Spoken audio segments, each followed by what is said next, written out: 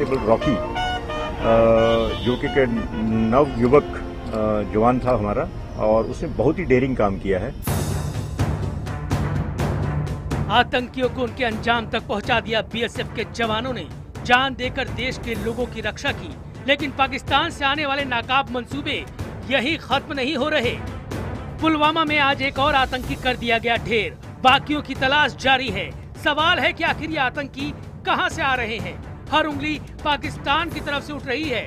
जिंदा पकड़ा गया आतंकी नवेद यही तो कह रहा है वो भी पाकिस्तान का है। वो बता रहा है कि कहां उसने 20 दिन की ट्रेनिंग ली। सब कुछ बता रहा है नवेद, लेकिन पाकिस्तान है कि मानता नहीं।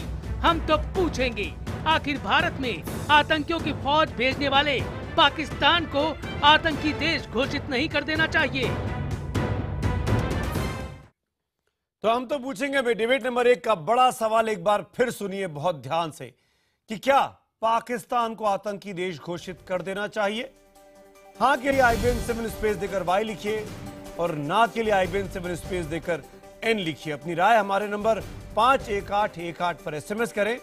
इसके साथ ही आप अपने सवाल और अपनी राय हमारे #HTP से ट्वीट कर या फेसबुक पेज पर जाकर भी दे सकते हैं। इस कार्यक्रम के दौरान आपकी तमाम राय में से कुछ चुनिंदा राय को, सवालों को हम जरूर शुमार करेंगे, क्योंकि ये मंच आपके लिए है, आपके पूछने के लिए, उन तमाम दिग्गजों से जो लगातार सवालों के घेरे में रहते हैं। इस पर चर्चा शुरू करते हैं। मेहमानों का परिचय मैं आपसे कराता हूं। हमारे साथ खास मेहमान जुड़ चुके हैं। रक्षा विशेषज्ञ सुशांत सरीन साहब इस वक्त मेरे साथ हैं। रिटायर्ड कॉमोडोर जीजे सिंह इस वक्त हमारे साथ जुड़े हुए बेंगलोर से। कनाडा से स्काइप के जरिए पाकिस्तानी मूल के लेखक तारिक फतेह साहब जुड़ रहे हैं। वही तारिक फतेह जिनका अभी 1 घंटे लंबा पूरा भाषण आपने, पूरा स्पीच, पूरा इंटरव्यू आपने IBN 7 पर देखा। पाकिस्तान से जुड़े एक और पत्रकार इफ्तिकार शिराजी साहब भी हमारे साथ हैं, और एक और पाकिस्तान की जानी मानी शख्सियत, वरिष्ठ journalist, senior journalist Mariana Baabar भी हमारे साथ फोन लाइन पर जुड़ रही हैं। शिराजी साहब, पहला सवाल हम तो पूछेंगे आपसे। अब तो नावेद के पिता का भी पता चल चुका है। मोहम्मद याकूब ने मान लिया है कि लश्कर और फौज हमारे पीछे है, नावेद को मार दिया जाएगा, हमको बख्शा नहीं जाएगा। कितने सबूत और चाहिए शिराजी साहब? मैं तो इस पे यही कहूंगा कि हिंदुस्तान टाइम्स से जरूर कहेंगे कि फोन नंबर वो हमें भी दे, ताकि हम भी नवीद के पिता से जरूर बात करें, उनसे पूछें कि वो कहाँ रहते हैं। क्योंकि पाकिस्तान में तो जर्नलिस्ट बड़ी खोज लगाने की कोशिश कर रहे हैं। जैसे इंडिया के अंदर ये जरूर मीडिया इस मामले में बड़ा एग्रेसिवली इस चीज को देख रहा है। हम भी जानना चाहते हैं, अजमल कसाब का मामला हो या अब नवीद का मामला हो, तो हम भी देखना चाहते हैं कि हकायक क्या है और वो कौन से लोग हैं कि जो पाकिस्तान और भारत के दरमियान ताल्लुकात को खराब करना चाहते हैं। लेकिन एक बात बड़ी वाज़ेह है कि पाकिस्तान और इंडिया के रिलेशन की जब हम बात करते हैं तो ताल्लुकात इतने अच्छे रहे तो नहीं है। दोनों मुल्कों ने 3 जंगें लड़ी आपस में, उसके बाद एक दूसरे के खिलाफ कॉन्स्पिरेसी और उसके प्रॉक्सी वार का भी एक हिस्ट्री है। आपने देखा है कि पिछले दिनों में नरेंद्र मोदी साहब बांग्लादेश में गए और ढाका में बड़े फख्र के साथ उन्होंने ये अवार्ड हासिल किया है कि हाँ, बांग्लादेश बनाने में भारत का एक किरदार था।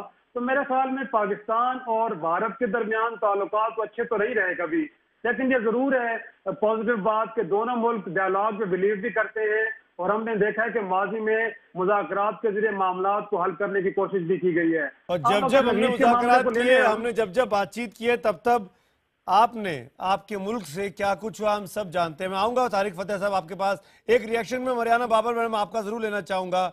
ये बात, इस बात का खुलासा हो रहा है, हिंदुस्तान टाइम्स के एक खबर नवीस ने बातचीत की है एक शख्स से, अपने आप को नवीद का पिता कह रहा है, बाप कह रहा है, और फैसलाबाद के उसी इलाके में रहता है जहां का लोकेशन खुद नवीद ने इंट्रोगेशन में बताया है। मरियाना जी। अस्सलाम वालेकुम जी, आप जवाब पूछिए, मैं जरूर आपका जवाबों का सवाल दूंगी, मगर धीरे धीरे आराम से। दहशतगर्दी जो है एक बड़ी संजीदा बात है, कोई इतनी आसान बात नहीं है कि आप अपनी मीडिया रेटिंग्स के लिए हम उसको जरूर उसके ऊपर शोर करेंगे। देखें, दहशतगर्दी पाकिस्तान से हिंदुस्तान में पिछले दफा भी बहुत हुई है। मुंबई आपके पास था, आपके पार्लियामेंट पे अटैक हुआ, फिर कारगिल था, अभी पंजाब में भी एक हादसा हुआ है जिसमें बेगुनाह लोग मरे हैं।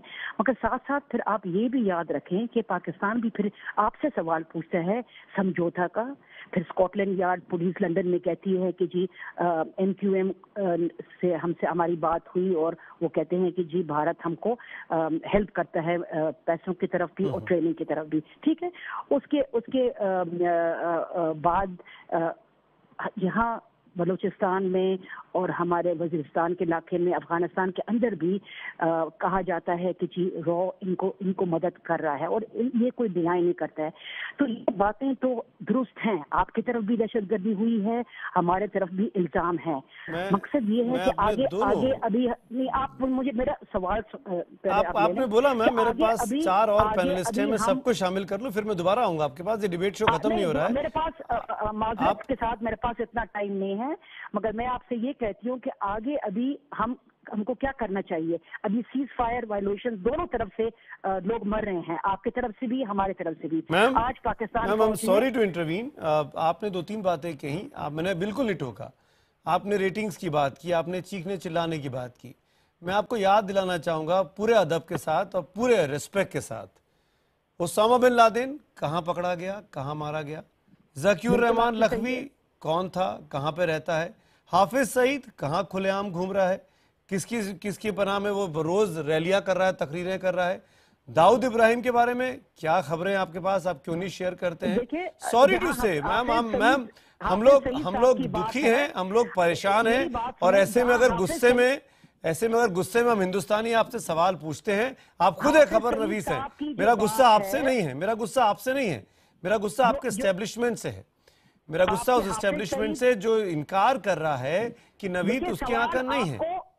एज ए जर्नलिस्ट, सहाफी, सवाल हमेशा छोटा होना चाहिए, जवाब सुने। अब आप मुझे सिखाइए मत, मैं सॉरी, मैं बहुत अदब से आपसे बात कर रहा हूँ।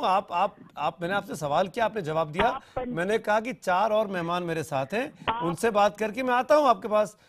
एक मिनट सब्र करिए, हम अभी तुरंत लौटेंगे आपके पास। तारिक फतेह साहब, मोहम्मद नावीद के बारे में पाकिस्तान के ऑफिशियल एस्टेब्लिशमेंट ने बाकायदा प्रेस कॉन्फ्रेंस कर कहा कि वो हमारा सिटीजन नहीं है, हिंदुस्तान हमको एविडेंस दे, सबूत दे। अब जो नया खुलासा हुआ है, बाकायदा बातचीत है एक हिंदुस्तान के बहुत प्रेस्टीजियस न्यूज़पेपर के बहुत प्रेस्टीजियस जर्नलिस्ट के पास, क्या माना जाए। पाकिस्तान ने सच बोला कब है कि आप ये सवाल उठाएं कि पाकिस्तान की हुकूमत या उसकी इस्टेब्लिशमेंट कभी कोई सही बात कहेगी। जो इस्टेब्लिशमेंट और जो हुकूमत, जो फौज है पाकिस्तान में, प्राइम मिनिस्टर नवाज शरीफ के हाथ में तो कुछ भी नहीं है, जनरल शरीफ चलाते हैं पाकिस्तान। उनसे पहले जनरल याहिया, उनसे पहले जनरल जिया, जनरल अयूब खान। ये किस्सा पाकिस्तान का एक मिलिट्री इंडस्ट्रियल कॉम्प्लेक्स का है। इनके सामने जब तक हिंदुस्तान और पाकिस्तान की दुश्मनी नहीं रहेगी, इनका काम धंधा नहीं चलेगा। इनको चाहिए फ्रॉड और बिलियंस ऑफ डॉलर्स की हेरा फेरी जो इनको अमेरिकन आर्म्स सप्लाई से आती है, जो बीच में इनकी कॉन्ट्रैक्टर्स हैं। यानी ये सोचिए कि कॉर्नफ्लेक्स से लेके सीमेंट और ट्रक्स और हर किस्म की बिजनेस में पाकिस्तान मिलिट्री का इंटरेस्ट है, और वो सब खत्म हो जाएगा अगर हिंदुस्तान और पाकिस्तान के दरमियान में दुश्मनी ना हो।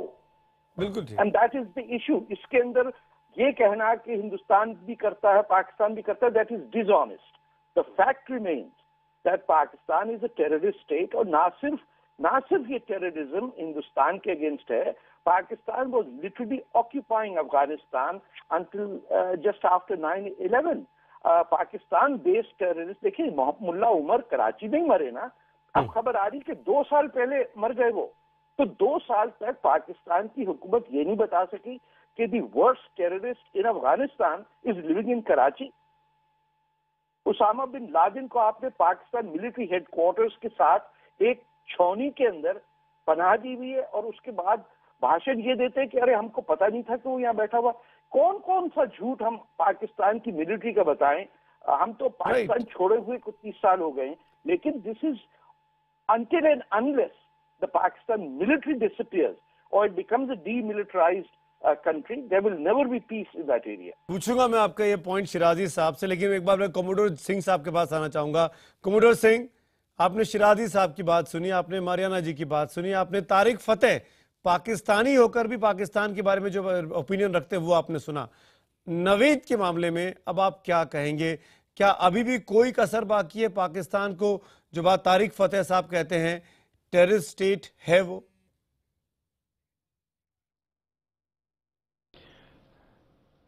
हाँ, मैं तो ये कहना चाहता हूं कि ये टेररिस्ट स्टेट है, क्योंकि उनकी पाकिस्तान की सबसे बड़ी जो जासूसी एजेंसी है FIA, अगर उनके मुखिया, उनके चीफ, उनके डायरेक्टर जनरल तारिक खोसा साहब ये बताते हैं कि पाकिस्तान में ही 26/11 का जो कांड रचा गया वो पाकिस्तान में ही है, और उन्होंने 7 पॉइंट दिए, और 7 पॉइंट जो हैं वो हमने भी उनको बताए, और उनके चीफ जो कि मैं कहता हूं कि FBI के बराबर है, जो सबसे बड़ी उनकी इंटेलिजेंस एजेंसी है, जब उनके ही मुखिया कहते हैं कि यस पाकिस्तान टेररिस्ट स्टेट है, इससे बड़ा क्या और सबूत हम दे सकते हैं? ये तो उनके अपने ही लोग कह रहे हैं। तो दूसरी बात इसमें मैं ये ऐड करना चाहता हूं, मैं लौटता हूं, एक कमेंट लेता हूं सुशांत का भी, then I will come to you. Sushant Sareen, इस बात को आगे बढ़ाता हूं, जब पाकिस्तान टेररिस्ट स्टेट है, वहां का प्रधानमंत्री, वहां का वजीर आजम ISI के इशारे पर काम करता है, तो ऐसे में बातचीत क्या हो सकती है? नहीं, बातचीत तो नहीं हो सकती, लेकिन अगर आप एक्चुअली मानते हैं कि पाकिस्तान टेररिस्ट स्टेट है, तो फिर इस चीज़ का क्या औचित्य है कि फिर आप मुशायरे और मोमबत्तियां भी करते हैं उनके साथ? तो फिर वो मत करा करिए। फिर आपके यहाँ पर जो BCCI, रिपब्लिक ऑफ BCCI है, वो फिर क्रिकेट के सीरीज के में भी बड़े इंटरेस्टेड रहती है, वो अपने आप में एक रियासत है भारत में। तो फिर इन सारी चीज़ों पर भी आपको तवज्जो देनी पड़ेगी। तो हम जितना मर्जी ये ढोल पीटते रहें, लेकिन हमारे बोलने में और हमारी कथनी में और करनी में जितना अंतर है, उस गैप का पाकिस्तान और इस तरह के बाकी लोग इसका फायदा उठाते हैं। मैं 1-2 चीजें और अर्ज करूं सुमित। देखिए, मरियाना बाबर जो हैं बड़ी वरिष्ठ पत्रकार हैं, लेकिन इन्हीं के चाचा जान थे जिन्होंने तालिबान को खड़ा किया था।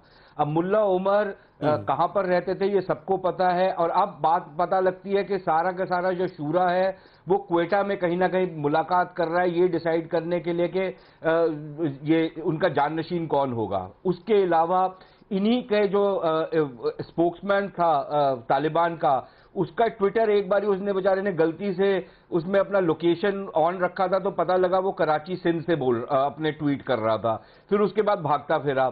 अब देखिए, इतने इल्जाम तो मरियाना बाबर और बाकी लोग लगाते हैं भारत के ऊपर, लेकिन बैतुल्ला महसूद जो पाकिस्तान का एनिमी नंबर 1 था, उसको पाकिस्तान एक मुहिब्बे वतन पाकिस्तान, हमने तो नहीं कहा था, उसको तो पाकिस्तान के DG ISI पाशा साहब ने कहा था ना। हमने तो नहीं उसको मुहिब्बे वतन पाकिस्तानी कहा था जिसने हजारे पाकिस्तानी मारे। हमने तो, इनके एक और फॉर्मर DG ISI हैं जिन्होंने कहा जो पेशावर में हुआ वो तो कोलैटरल डैमेज है, अगर आप इस तरह की एक स्ट्रैटेजिक पॉलिसी करेंगे तो उसमें इस तरह की हरकतें होंगी। ये हमने तो नहीं कहा, हमने तो यहां पर बेवकूफों की तरह 2 मिनट का शोक भी रखा था ना यहां पर। लेकिन पाकिस्तान की तरफ से आपको क्या प्रतिक्रिया मिलती है ये आपको अभी पता लग रहा है। 1-2 चीजें और मैं अगर अर्ज करूं, एलिगेशन तो बड़ी लगती हैं। शिराजी साहब बोलना चाह रहे हैं। एक चीज मैं जरूर अर्ज करना चाहता हूं। देखिए, ये एलिगेशन जो लग रही हैं, हमारे ऊपर तो ये भी एलिगेशन लगी कि भाई जो कराची में अभी 40-45 इस्माइलियों को कत्लेआम हुआ उसमें भारत मुलव्विस था। फिर इनको बाद में पता लगा नहीं उसमें तो एक्चुअली कोई IS का आदमी था, वो वहीं पे पाकिस्तान में ही पला बड़ा है और वहीं पर से ट्रेनिंग ली। श्रीलंकन टीम के ऊपर हमला हुआ तो फिर बाद में, पहले हमारे ऊपर इल्जाम लगा लेकिन बाद में पता लगा नहीं वो तो अभी जिसको मारा है दहशतगर्द को, जो एक जमाने में इनका प्यारा बच्चा होता था फौज का, वो जिसको मारा है अभी मलिक इशाक को, जिसके थ्रू ये अपने सारी कार्रवाई करवाते थे, वो उसके पीछे था, वो उसमें प्राइमरी अक्यूज्ड है। तो अगर इस तरह की एलिगेशंस आप जितनी मर्जी फेंकते रहे, वैसे तो हम भी फेंक सकते हैं। और जहां तक स्कॉटलैंड यार्ड का सवाल है, एक स्कॉटलैंड यार्ड की रिपोर्ट को पकड़ के इतना बैठे हुए हैं, और जो 500 और रिपोर्टें आई हैं वेरियस इदारों की, दुनिया भर के इदारों की, कि पाकिस्तान टेररिज्म में मुलव्विस है, उसको वो किसी खाते में नहीं आता। शिराजी, आप जवाब देना चाहेंगे? देखिए, मेरा ख्याल में एक तो ये कि इंटेलेक्चुअल्स का और मीडिया का काम होता है कि मामले का सुझाव तजवीज करना। मुझे तो लगता है कि हम जब इन शोज में बैठते हैं तो हम स्पोक्समैन बन जाते हैं रियासतों के या टेररिस्ट के। मेरा ख्याल में ये नहीं होना चाहिए, पहली बात तो ये है। दूसरा ये है कि आप शिराजी साहब एक मिनट बीच में इंटरवीन कर रहा हूँ। आप हमको ज्ञान क्यों दे रहे हैं? मैंने शुरुआत में पूरे अदब के साथ इसी से शुरुआत करनी चाहिए, आपको मौका दिया कि आप इस चीज को कंस्ट्रक्टिव वे में ले जाएंगे। आपने हमको कहा कि हमको वो एड्रेस दे दीजिए, हम तो ढूंढ नहीं पा रहे हैं। आपने टॉन्ट मार के शुरू किया, फिर आप उम्मीद करते हैं तारिक फतेह से, सुशांत सरीन से क्या मैं आराम से बात करें? बोलिए शिराजी साहब, अब आप बोलिए। इसीलिए मैंने इस डिबेट में किसी पॉलिटिशियन को नहीं बुलाया। बोलिए। नहीं, मैं समझता हूँ कि हम मीडिया पर्सन से काम यही है कि हम मामले के सुझाव की तरफ जाएं, रादर के मामले को ज्यादा एग्रीगेट करें, उसको ज्यादा हम बढ़ावा दें। मेरा नहीं ख्याल कि हमारा ये काम है। देखिए, मैंने पहले ही कहा है कि पाकिस्तान और हिंदुस्तान के दरमियान ताल्लुकात कभी भी अच्छे नहीं रहे, लेकिन बात यह कि क्या दोनों मुल्कों के दरमियान एक और जंग होनी चाहिए? क्या दोनों मुल्कों को एक दूसरे के खिलाफ एटम बम चलाने चाहिए? क्या दोनों मुल्कों को सिर्फ जंग का रास्ता अख्तियार करना है? तो मेरा ख्याल में जवाब नहीं में होगा। ऐसा ही है कि हम इन चीजों को बढ़ावा देने के लिए नहीं बैठे। हमें देखना यह है कि कुछ नॉन स्टेट एक्टर्स अगर पाकिस्तान और भारत के दरमियान ताल्लुकात को खराब करने की बार बार कोशिश करते हैं, और भले आपकी बात को मान लेते हैं कि पाकिस्तान के कुछ रियासती इदारे भी शायद ऐसा करना चाह रहे हैं, तो क्या अगर नवीद वहां पे गया है, नवीद को क्या नवाज शरीफ जी ने भेजा है? क्या पाकिस्तान की पार्लियामेंट ने अप्रूव किया कि ये कोई ऐसा कुछ होना चाहिए? मेरा नहीं। अरे जनाब, हमने कब कहा नवाज शरीफ ने भेजा है?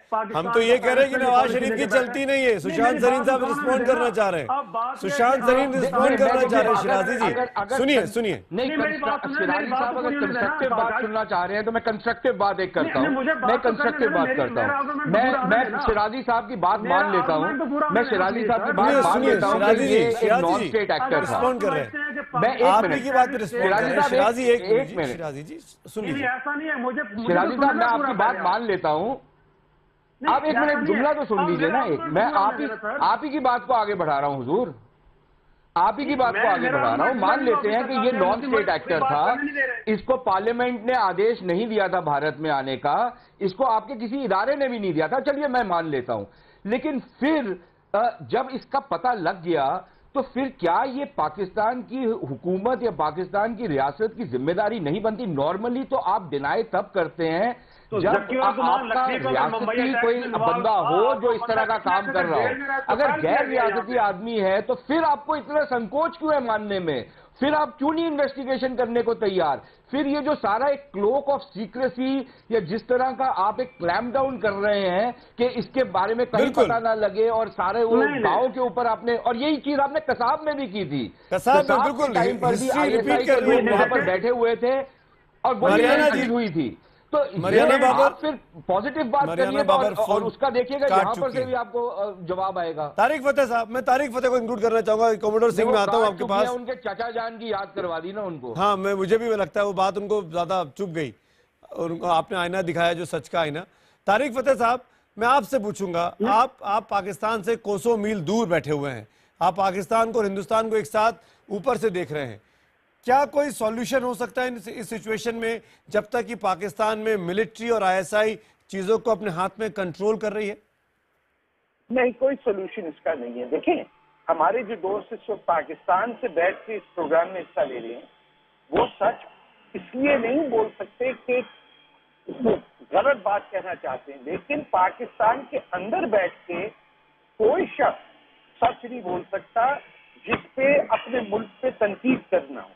अब देखिए, पाकिस्तान की सिचुएशन ये है कि the same person who is the accused is trying to be the defendant, the जज एंड द प्रोसिक्यूटर। जाना पड़ा है। अब पाकिस्तान खुद जब स्टेट टेररिज्म कर रहा है तो पाकिस्तान की हुकूमत उन टेररिस्ट को कैसे प्रोसिक्यूट करेगी? मुझे तो हिंदुस्तान का नहीं समझ में आता है कि आप तो क्या करना है, क्यों मिलना चाहते हैं आप? पाकिस्तान में इन्वॉल्वमेंट क्या टेररिज्म नहीं था? क्या कश्मीर के अंदर 70,000 लोग मर गए, क्या उसको आप टेररिज्म नहीं कहेंगे? अगर आप समझते हैं कि पाकिस्तान ऐसा कर रहा है तो क्या इंडिया ऐसा नहीं कर रहा? देखिए, नहीं, कश्मीर में तो टेररिज्म में 70,000 लोग मरे हैं, वो क्योंकि आपने दहशतगर्द भेजे उसके डर से मरे हैं। आप उसको जिहादी कहते हैं, आप उसको गोलीबार बोलते हैं। कोमोडोर सिंह, देखिए, commodore Singh on the screen please. Commodore Singh want to respond to Sushant ji. देखिए, मैं या commodore Singh, commodore Singh respond to this. Sumedh, मैं जो कहना चाहता हूं वो ये है कि पाकिस्तान के अंदर जो डेमोक्रेसी है वो तो एक ऑर्नामेंट की तरह है, वो एक आउटर केसिंग है। जैसे कहीं बात करनी है, इंटरनेशनल एड लेनी है, जैसे यूनाइटेड स्टेट्स ऑफ अमेरिका है उससे लेनी है, या कोई मीटिंग अटेंड करनी है, या इंटरनेशनली एंगेज करना है, उसके लिए उनकी डेमोक्रेसी है। मगर जब ग्राउंड के ऊपर बात आती है तो ग्राउंड के ऊपर लखवी और हफीज साइद जैसों ने फैक्ट्री खोल के रखी हुई है, जहां पे वो गरीब और जरूरतमंद लोग इतना बड़ा करगिल कर देते हैं, इस्लाम के बैनर के पता नहीं होता सब और उनको लेकर इंडोक्ट्रिनेट करते हैं, उनको इंडोक्ट्रिनेट करके उनको ये पाकिस्तान आर्मी के पास भेज देते हैं, वो इनको ट्रेनिंग देते हैं और हिंदुस्तान के अंदर एज टेररिस्ट नहीं भेजते, वो एज ए जिहादी भेजते हैं कि ये फ्रीडम फाइटर है। ये तो हिंदुस्तानी के सिटीजन्स हैं, विलेज डिफेंस कमेटी के लोग हैं जो जिंदा पकड़ लेते हैं। शिराजी साहब, आपके टेररिस्ट जो हैं वो हमारे ये नॉर्मल सिटीजन पकड़ लेते हैं। आप उसको कितना भी इनकार करें, 23-24 तारीख को जो बातचीत होगी एनएसए लेवल की, उसमें ये सबूत दिए जाएंगे। आप कसाब से इनकार करते रहे, अब आप इससे इनकार कर लीजिए।